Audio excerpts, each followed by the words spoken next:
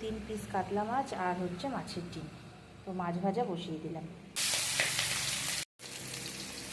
মাছটা হালকা করে ভেজে নেব।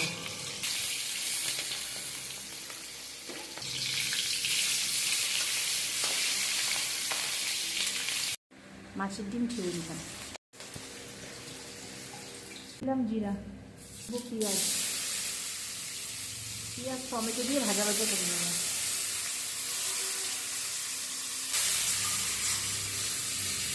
পেঁয়াজটা লাল লাল করে ভেজে নেব। দিয়ে দেবো এখানে পটল ঝিঙা।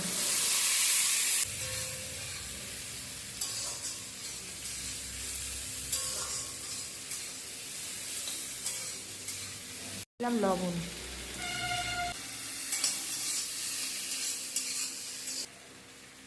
ঢাকনা দিয়ে দেবো।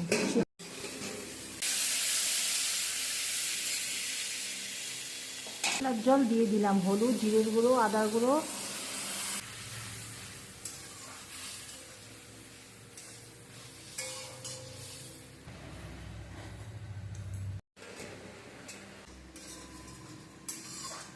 মশলা হয়ে গেছে, সবজিগুলো সিদ্ধ হয়ে গেছে। এখন জল দিয়ে দেবো।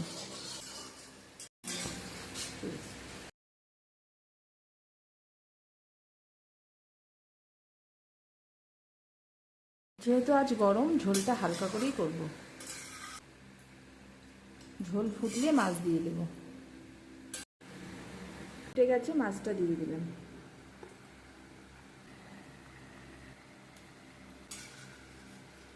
ঝিঙে আলু দিয়ে পটল দিয়ে হালকা করে কাতলা মাছের ঝোল।